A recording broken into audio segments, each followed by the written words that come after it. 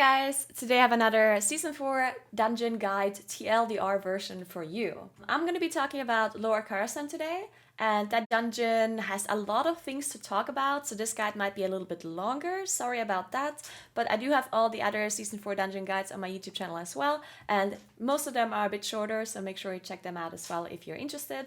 Remember to subscribe to the channel as well if you're interested in stuff like this, content, guides, all of that kind of stuff. Make sure you go ahead and do that. That would help me out a lot. Thank you very much. And let's get straight into it. The most important mobs to look out for in the first area are the philanthropists. They cast pennies from heaven, spawning swirlies all around them. Try to interrupt the spell with a stun, otherwise it can be really hard to dodge in melee. Next up is the Opera event. It can be one of 3 different fights, rotating weekly. During the spawn event, you can actually see which event it's going to be, and also keep in mind that the spawning of the event actually takes really long. So if you have a player in your group that can stealth, it would be beneficial if that stealth player moves up to the Opera event while the rest of your group is already fighting the trash to make sure that the boss is already there once you get there. Now let's go over the most important things to know about each of the fights. Beautiful Beast has 4 different bosses, but if you kill one of them, the other one heals to full and gains a damage increase. The suggested kill order is Bablet first, Luminor second, Mrs. Cauldron's third, and then at the end Cogglestone. Bablet, which is the broom, fixates random players and chases after them. Don't kite the boss through the fire on the floor because it will increase its movement speed. If you get hit by the broom, you will be disoriented. Keep in mind that this broom can also fixate tanks, so especially watch out when you pull the boss. Luminor casts Heat Wave every 30 seconds, doing heavy damage to the group if not interrupted. You should assign one group member to interrupt this spell. It can even be a ranged interrupter because it only casts every 30 seconds. Additionally, this boss will spawn the fire patches on the floor, but they aren't as important to interrupt because you can cleanse the fire with an ability Mrs. Cauldron's casts. Soup Spray applies a debuff to a random player, and this debuff allows you to walk through the fire to cleanse it. This cast is also interruptible, so don't do that if you need to cleanse the fire. Additionally, Mrs. Cauldron's will cast a green AoE circle around herself whenever players are close by. You can completely avoid this mechanic by tanking the bosses you are currently killing away from her. Or you can assign someone to interrupt this ability. It happens every 18 seconds if players are close by. Once the first 3 bosses are dead, Cogglestone can be DPS'd and also gains abilities. Silver Forks will spawn periodically, and you should try to kill them as fast as possible because it will overwhelm the tank otherwise. Also watch out for the cast Dinner Bell. This has to be interrupted, otherwise the forks gain 100% increased haste. Another possible Opera event is Westfall Story. This fight has 3 phases. In phase 1 you are fighting Tony and 3 gang ruffians. The phase ends when Tony hits 50% HP. The boss will cast a fire AoE circle around himself every 20 seconds. Move out of it, or you will take damage and get stunned. Immediately after this cast, he will dash to each player's position and spawn fire in his path. The best way to deal with this is have the range stack on a wall 20 yards away from the boss. As soon as he casts a fire circle, the melee and tank stack up with the ranged, then wait for the charge and move out. In phase 2 you are fighting a big murloc and 3 smaller murlocs. The boss casts circles on each player, and you need to spread out to not hit each other when it expires. Additionally, there will be waves spawning on 2 sides of the stage moving across the room. Avoiding the waves while also dealing with the other circles can be difficult, so range should move through the waves as fast as they can to give melee more space.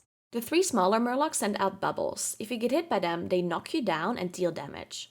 This can be very dangerous, so focus them down and use AoE stuns and interrupts on them. In phase 3, you're fighting both the Murloc and Tony. They retain their 2 main abilities mentioned before, so this phase gets hectic very quickly, so save Bloodlust for this. I suggest to focus down the Murloc first to stop the waves and the spread circles from happening. And the last Opera event is Wicked. You have to deal with Alfira and Galindre. They share HP, so just maximize your DPS on both targets. Every 45 seconds, Galindre will cast Magic Magnificent. When this cast goes through, you have to be in the air to avoid the damage. And the way you do that is by walking into the purple circle on the ground right before the cast goes through, to get knocked into the air, exactly the same way as Dealar Saxa in the other side. Other than that, the bosses spawn 3 ads randomly around the room once in a while. They should be gathered up by the tank and cleaved down.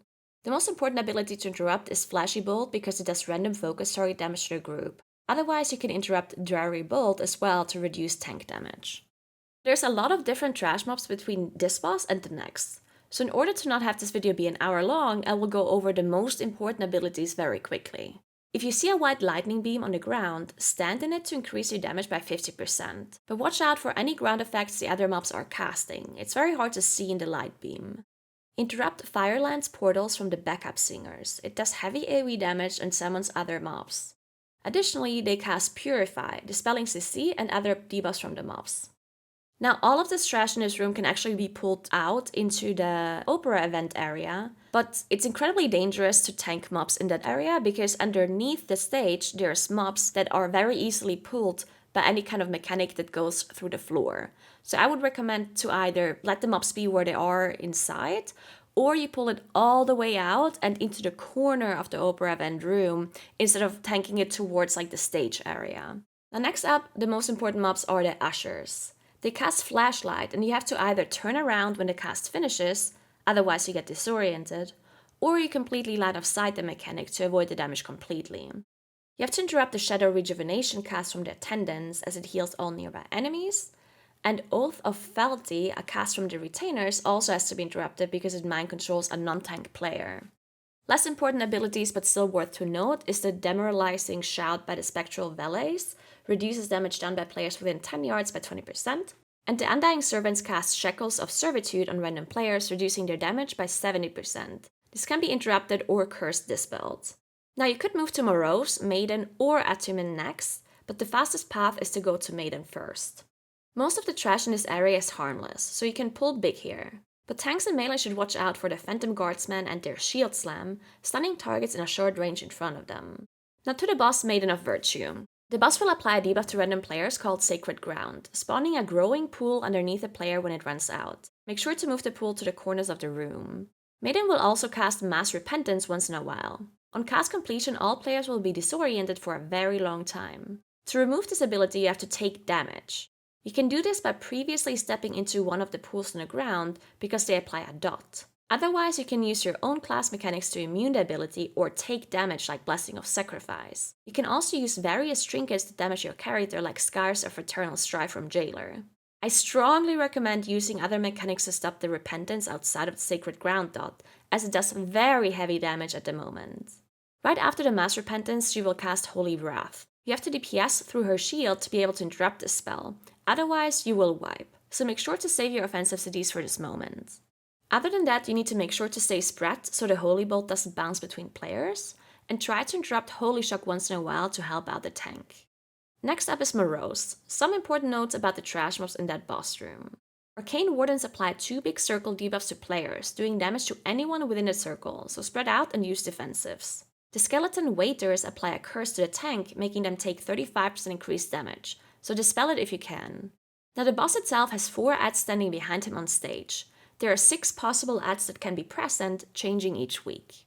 It's dangerous to fight multiple adds at the same time because they have a proximity aura, buffing each other with a haste buff, making it really hard or impossible to avoid their mechanics.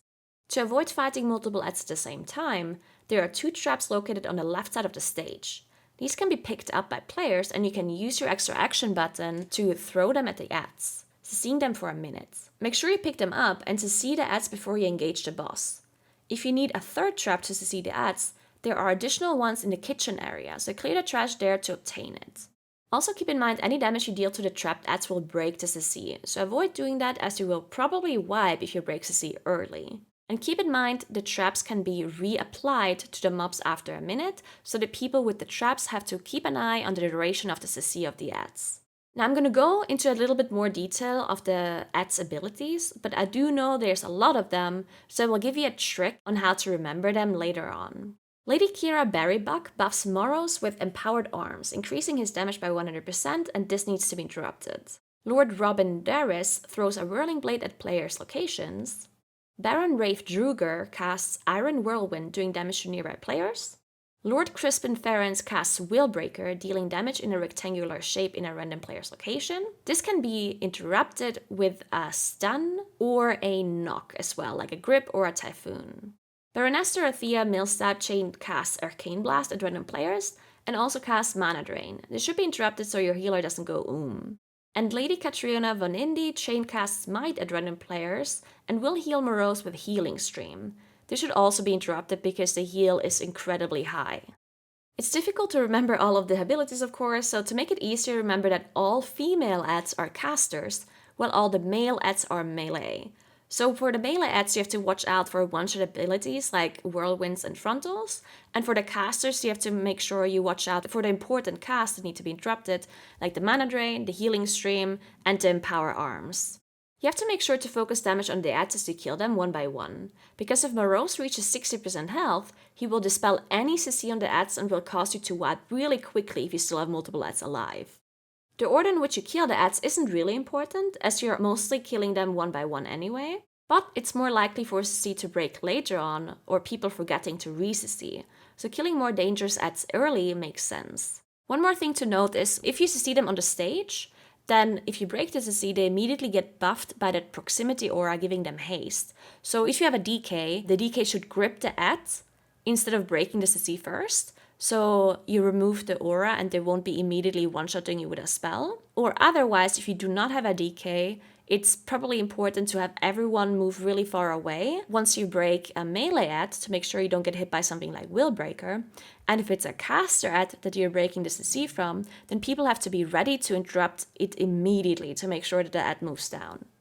Morose himself casts Garrote on random players, and he will vanish and then reappear behind a random player location, applying the bleed effect. This effect stacks and has no duration. The longer the fight goes on, the more debuffs are going to be out on the group and will therefore become much harder the longer it takes. The bleed can be removed with immunities, dwarf racials, and Cura and Vial. The boss also prefers to put the bleed effect on people that have no bleed effect yet. So if 2 of your players have a bleed effect, the 3 people that don't have a bleed effect will have the bleed effect applied first.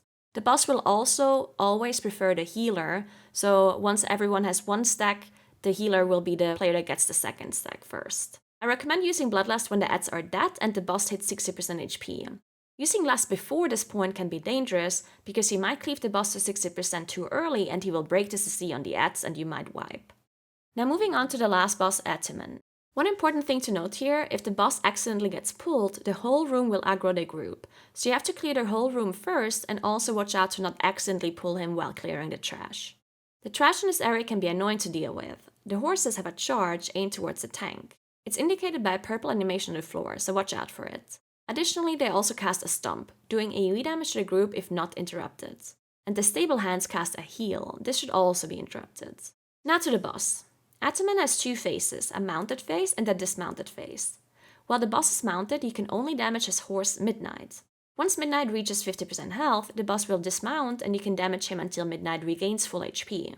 Once Midnight is full HP again, Ataman will mount up and reset the fight to phase 1. So make sure to use your offensive CDs for Ataman instead of Midnight. During the mounted phase, the whole group will be debuffed by Intangible Presence. You will have to find the imposter and dispel that player to stop the mechanic. If you dispel the wrong person, your group will take AoE damage, so don't do that and definitely don't use Master Spell. To find the imposter, each player has to look at their own character. A ghostly looking boss model will be mirroring your abilities if you're affected, but this currently is incredibly hard to see, so I recommend using a Weakura to trivialize this mechanic until they fix the ability to become more visible. The Mighty Stomp does fire damage to anyone within 30 yards and also interrupts spellcasts. Ranged players should outrange this ability.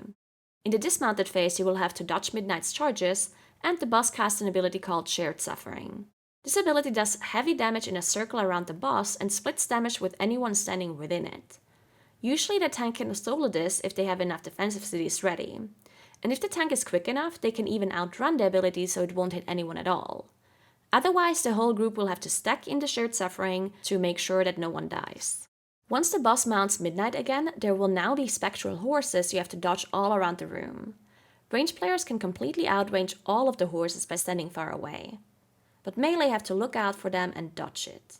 And that's it. I hope you enjoyed the guide. I hope you learned a thing or two or refreshed your mind on some of the abilities that you might have forgotten. And yeah, good luck in the dungeons. Thank you so much for watching. I'll see you guys on stream. Have a nice rest of your day and goodbye.